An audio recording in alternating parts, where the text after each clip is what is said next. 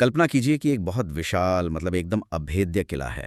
हम्म। एक ऐसा किला जिसे किसी इंसान ने नहीं बल्कि खुद प्रकृति ने करोड़ों साल पहले आकार दिया है। हम्म। जब इस किले की दीवार को सामने से देखते हैं ना, तो वो इतनी ऊंची और लगातार नजर आती है कि उसे सीधे पार करना लगभग असंभव सा लगता है। बिल्कुल कोई सीधा रास्ता नहीं होता। राइट। अगर उस पार जाना है तो दीवार में बने कुछ बेहद संकरे और छिपे हुए दरवाजों को खोजना ही पड़ता है। सही कहा।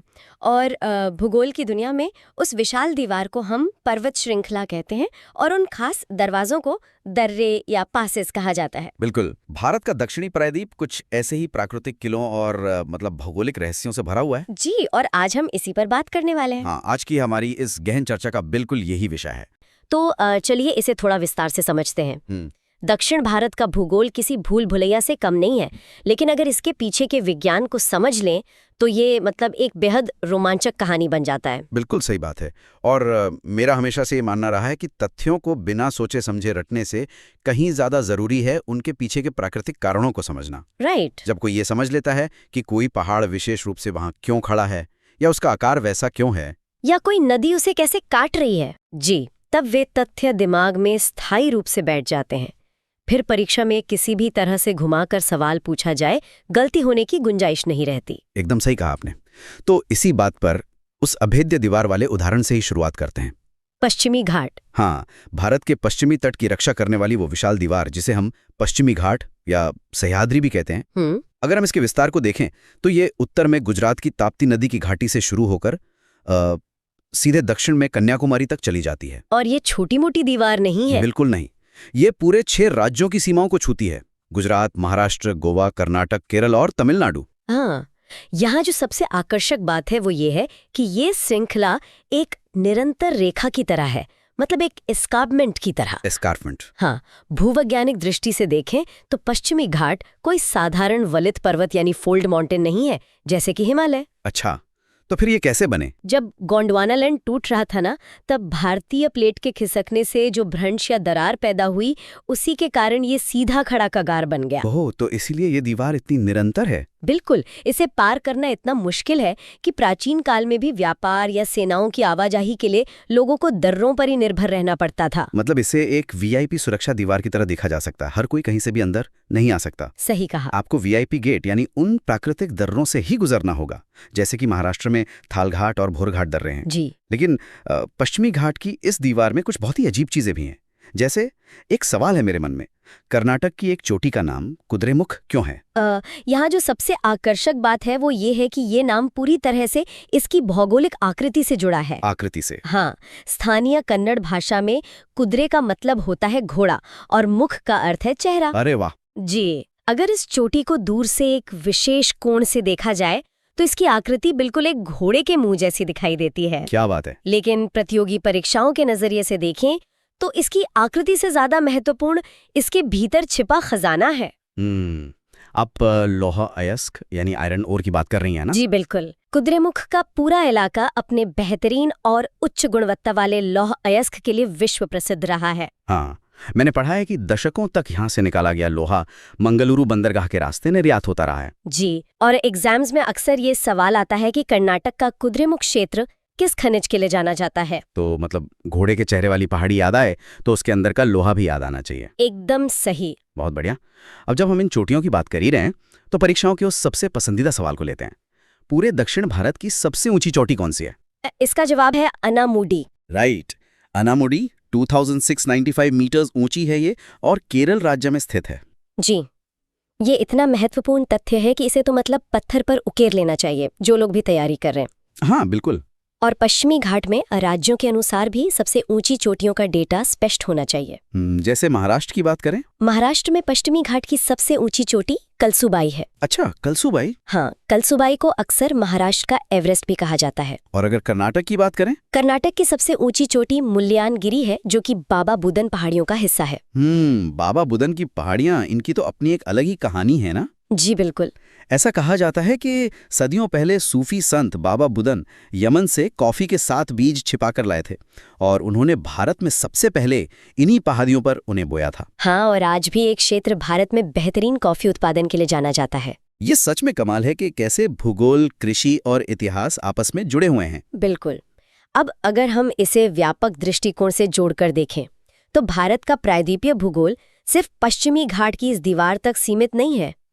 अगर पश्चिम में एक मजबूत दीवार है तो पूर्व में बंगाल की खाड़ी की तरफ भी एक पर्वत श्रृंखला है जिसे पूर्वी घाट कहा जाता है। हाँ, और यहीं से चर्चा में एक नया मोड़ आता है, क्योंकि पश्चिमी घाट लगातार है तो कोई भी छात्र यही सोचेगा कि पूर्वी घाट भी वैसी ही एक समानांतर दीवार होगी। लेकिन ऐसा बिल्कुल नहीं है ना।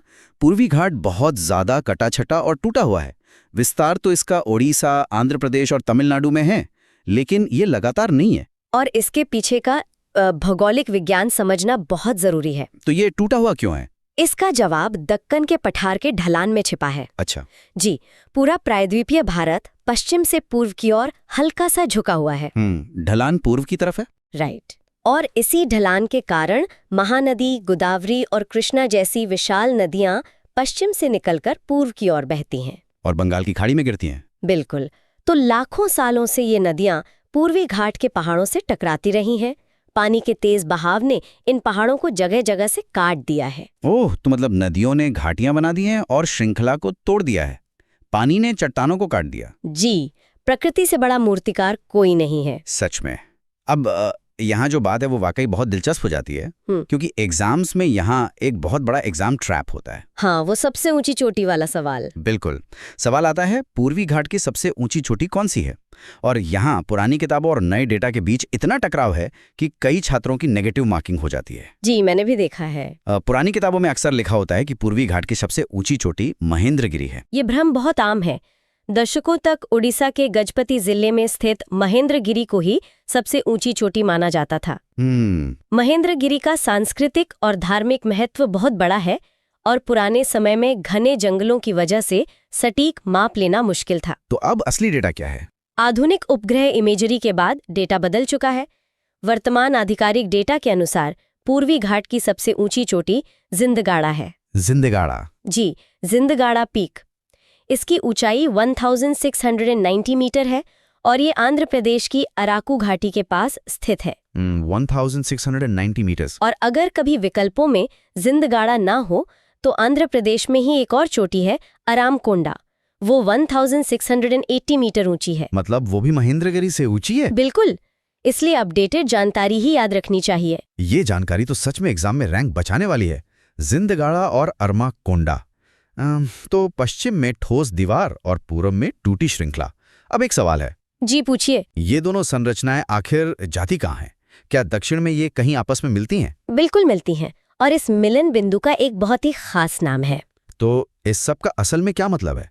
ये संगम कोई साधारण जगह तो होगी नहीं? बिल्कुल नहीं। ये संगम स्थल है नीलगिरी पर्वतमाला, जिसे द नीलगिरीज या नीले पहाड़ भी कहते हैं। हाँ। यहीं पर पश्चिमी घाट और पूर्वी घाट एक दूसरे से गले मिलते हैं। नीलगिरी, ये नाम सुनते ही चाय के बागान और ऊटी की याद आ जाती है। उद्गमंडलम। जी हाँ, ऊटी इसी के दिल में बसा है। और यहाँ का वो जानवर भी तो खास है, नीलगिरी ताहर, जो खड़ी चट्टानों पर ऐसे चलता है जैसे गुरुत्वाकर्षण है ही नहीं। सही कहा। लेकिन नीलगिरी अपनी ऊंचाई के लिए भी जाना जाता है। अच्छा जी, इन दोनों घाटों के मिलने से जो उभार पैदा हुआ उसने बेहतरीन चोटियों का निर्माण किया। यहाँ की सबसे ऊंची चोटी है डोड्डा बेट्टा। डोड्डा बेट्टा? जी, जिसकी ऊंचाई 2637 मीटर है और ये पूरे दक्षिण भारत की दूसरी सबसे ऊंची चोटी है ना?